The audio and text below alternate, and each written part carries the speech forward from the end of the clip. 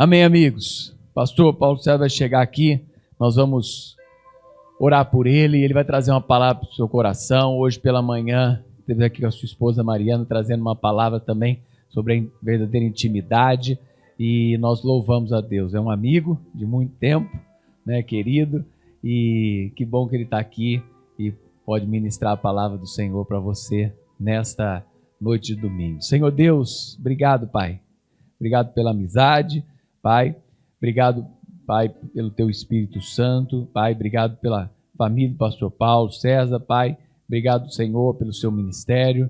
E nós queremos pedir que ele, nesta noite, seja a boca de Deus neste lugar, trazendo uma palavra para o nosso coração. Em nome de Jesus. Amém. Deus te abençoe. Obrigado, pastor Edmur. Um prazer reencontrá-lo sempre. E quero compartilhar aqui nessa noite aquilo que Deus tem colocado no meu coração. A graça e a paz, a igreja do Nazareno, Jardim Guanabara, comunidade dos povos. Obrigado pela maneira como vocês nos recebem aqui, com esse carinho, respeito e reconhecimento do nosso chamado. E feitas aí as apresentações e formalidades, vamos ao que importa para nós nessa noite, que é a palavra de Deus. Eu já queria convidá-los a abrirem suas Bíblias no Evangelho de Lucas, capítulo 12. Evangelho de Lucas, capítulo 12.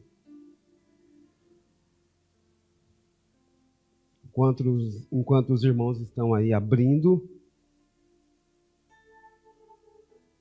eu queria comentar que o Senhor Jesus está aqui desenvolvendo o seu ministério.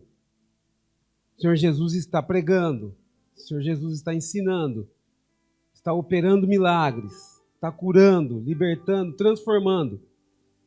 Mas também, neste meio, Ele está formando os seus discípulos. Ele está capacitando aqueles que, cumprido o tempo dele aqui na terra, seguirão fazendo a obra, seguirão cumprindo a grande comissão de ir pregar o evangelho e fazer discípulos à imagem e semelhança de Cristo. Nesta capacitação, o Senhor tem alguns eventos em que Ele trata de forma específica os seus discípulos, que Ele conversa diretamente com eles. E como é de conhecimento de muitos, Jesus, ao transmitir os conhecimentos sobre o reino de Deus, Ele usa parábolas para se comunicar de forma mais prática com os seus discípulos.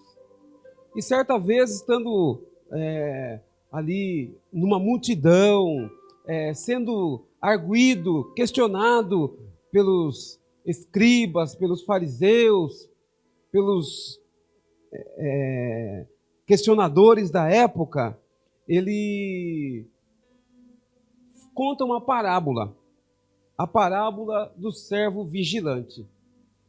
E ao contar esta parábola, um dos discípulos, o nosso conhecido Pedro, faz uma pergunta para ele: Senhor, o senhor está falando para nós ou para todos? O senhor está falando para nós ou para todos? É interessante essa pergunta. E o Senhor Jesus vai responder para ele da seguinte forma. Você que achou, Lucas capítulo 12, versículo 42. Lucas 12, a partir do 42.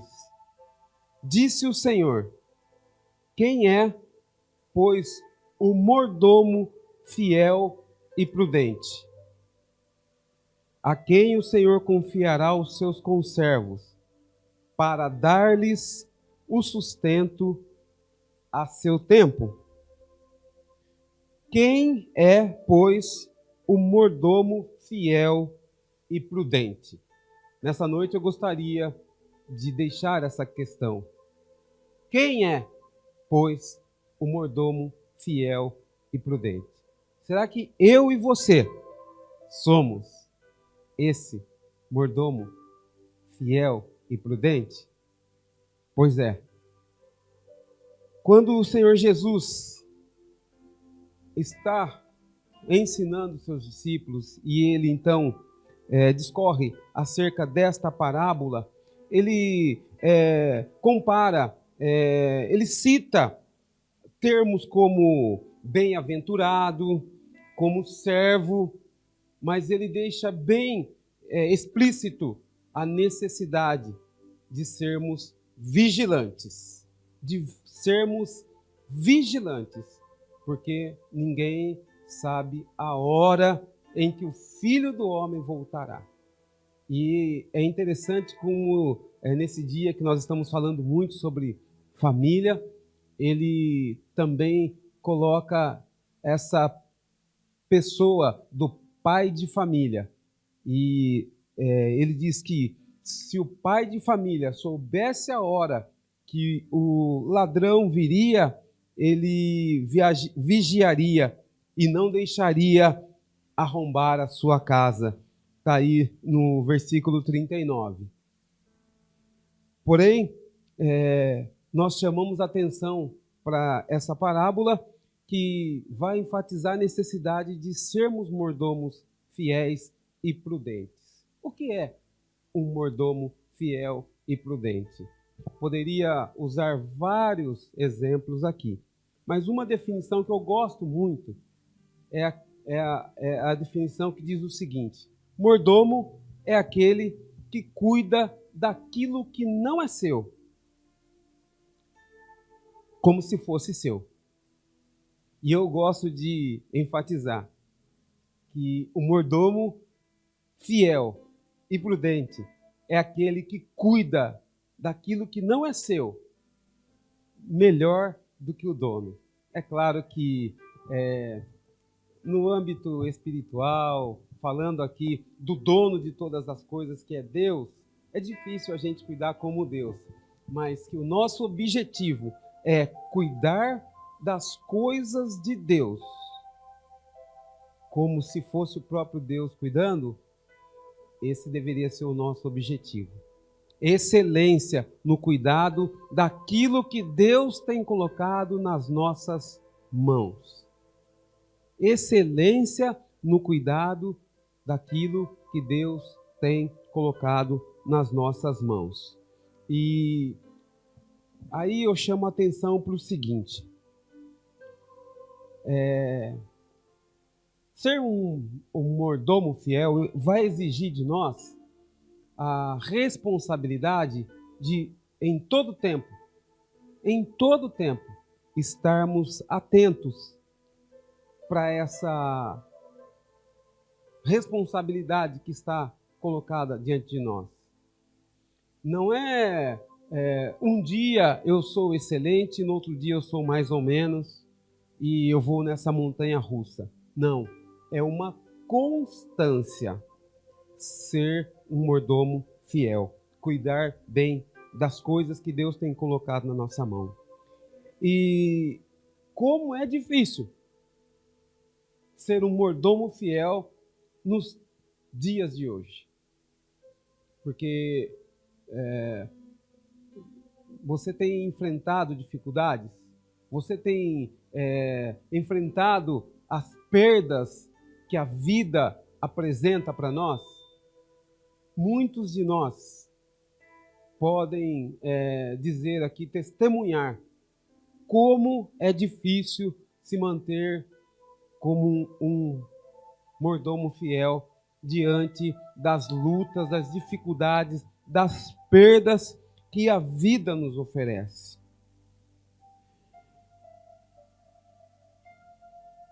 Não sei você, Não conheço a história de muita gente aqui. Conheço algumas pessoas, como o pastor Rogério,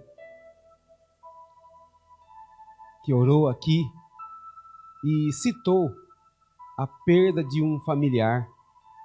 Talvez eu e você possamos ter, nesses tempos, nesses últimos tempos, ter perdido um ente querido, perdido um amigo querido.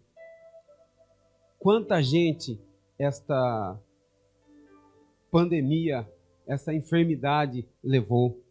Quanta gente nós perdemos. Eu perdi muitos amigos. A morte é uma experiência terrível. E talvez alguns de nós ainda estejamos pranteando a perda de algum ente querido, de alguma pessoa querida.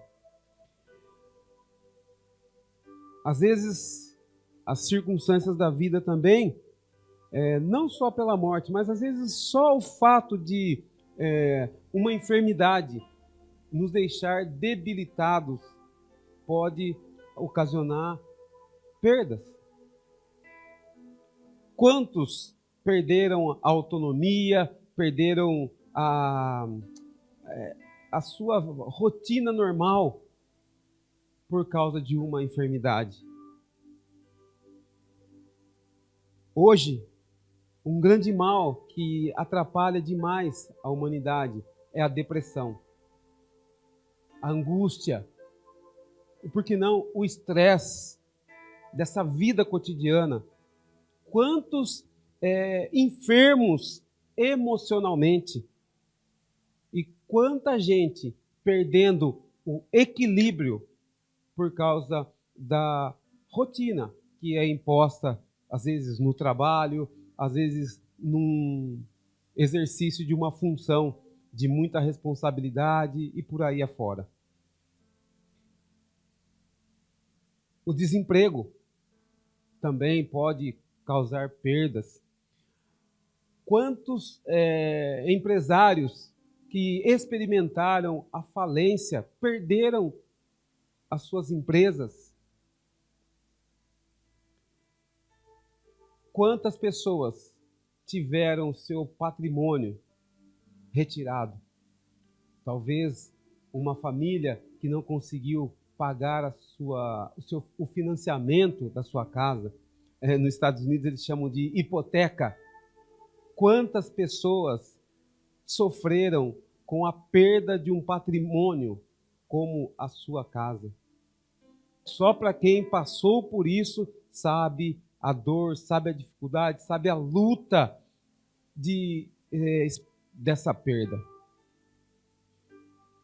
E eu poderia aqui ficar citando perdas, e eu gostaria de falar de algumas perdas, ou uma perda, pelo menos, a nível espiritual. Por vezes nós somos destituídos de uma função dentro do ministério. E a gente precisa entender algumas coisas. Ministério não é o que eu faço para Deus. Ministério é o que Deus faz através da minha vida.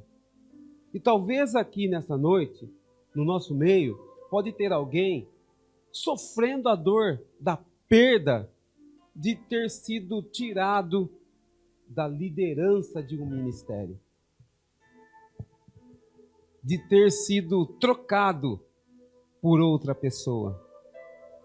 Eu não sei, a igreja é um organismo vivo e dinâmico, então sempre tem alguma coisa acontecendo, e às vezes por reestruturação, às vezes por visão pastoral, acontecem essas mudanças. E não é difícil encontrar alguém que se sente lesado por ter sido trocado, por ter sido tirado aquele ministério dele. Como se o ministério tivesse um dono aqui nessa terra. O pastor tirou o meu ministério. Como se o pastor pudesse fazer isso. O pastor administra, faz a gestão disso, mas o chamado que você tem é o chamado de Deus e acabou. Mas, normalmente, institucionalmente falando, acontece muito isso.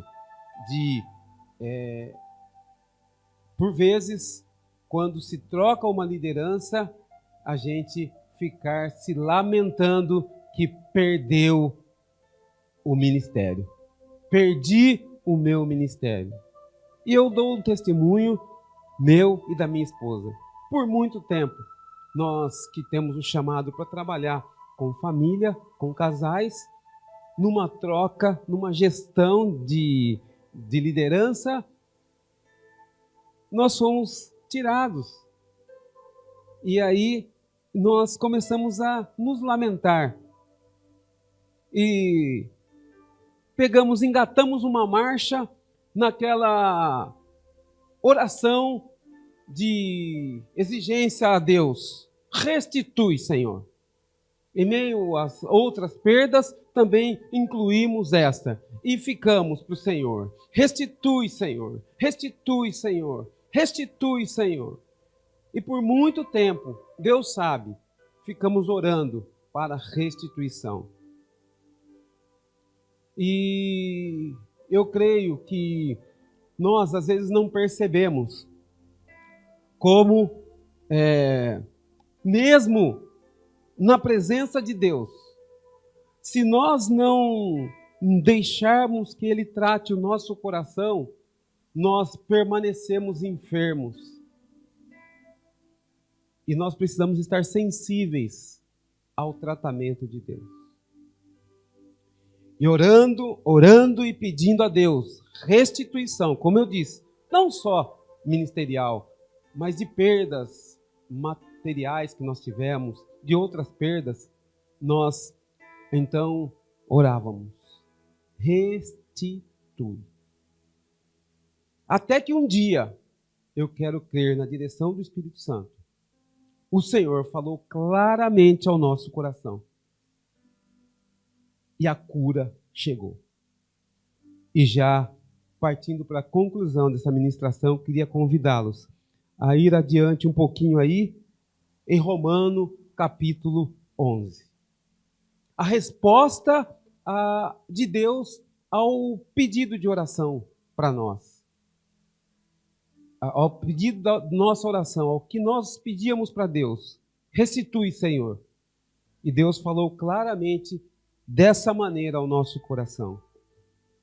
Romanos 11, a partir do verso 33. Ó profundidade da riqueza, tanto da sabedoria como do conhecimento de Deus.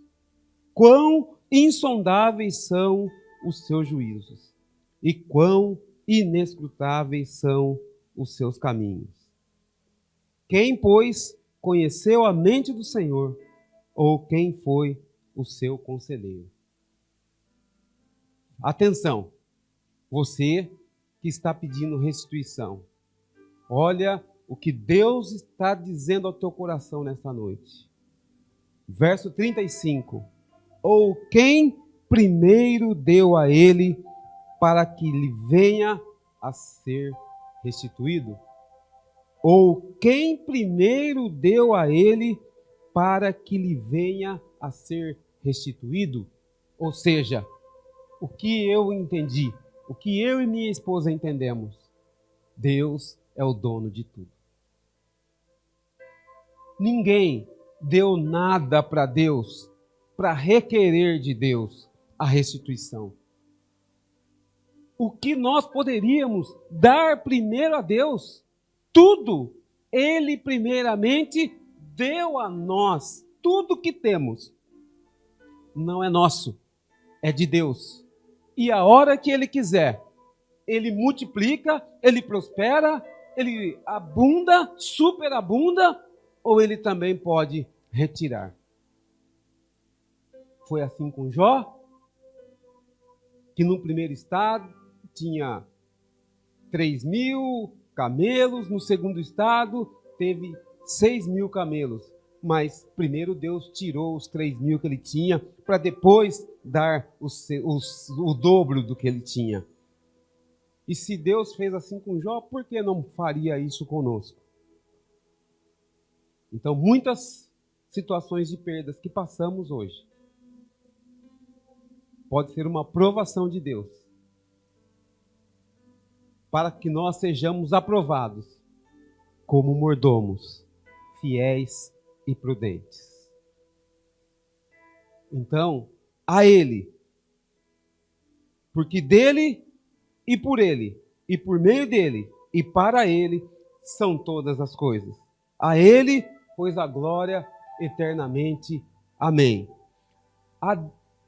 Seja qual for a situação que você está clamando de restituição, seja qual for a dor que você está aí lamentando perdas, a glória seja a Ele, que é dono de todas as coisas e que sabe daquilo que necessitamos. E no tempo determinado, a palavra dele há de se cumprir. Porque enquanto nós ficamos angustiados, nós temos a nossa visão embaçada e nós não enxergamos o trabalhar de Deus. De um Deus que está no controle de todas as coisas. De um Deus, como diz lá em Apocalipse 21, a partir do verso 5. E aquele que está assentado no trono disse: Eis que faço novas todas as coisas. Paremos de nos lamentar, de ficarmos angustiados, querendo a restituição das coisas velhas, porque o plano de Deus para nós é fazer todas as coisas novas. E não é o pastor Paulo que está falando, é a tua palavra que garante isso. É ele quem diz isso, porque está aqui. E acrescentou: escreve, porque essas palavras são fiéis e verdadeiras. E essas palavras são para todo aquele que crê no nome do Senhor. Por isso, entrega a sua vida para o Senhor. Confia nele e o mais ele fará. Porque a todos deu-lhes o direito de serem feitos filhos de Deus, a saber, os que creem no seu nome. Gostaria de orar com você nessa noite. Senhor, nosso Deus e Pai, em nome do Senhor Jesus, eis aqui a tua palavra, ministrada com temor e tremor. Que caia por terra, Senhor, toda a hipocrisia, e que eu seja o primeiro a ser incomodado pelo teu Espírito Santo, a viver, a praticar essa palavra na minha vida. Me ajuda, nos ajuda, Senhor, derramando da tua graça, do teu poder sobre nós, do teu Espírito Santo, para que venhamos a dar bom testemunho de mordomos fiéis e prudentes, vigilantes, à espera do agir do Senhor, da vinda do Senhor. Oramos e agradecemos em nome do Senhor Jesus. Amém.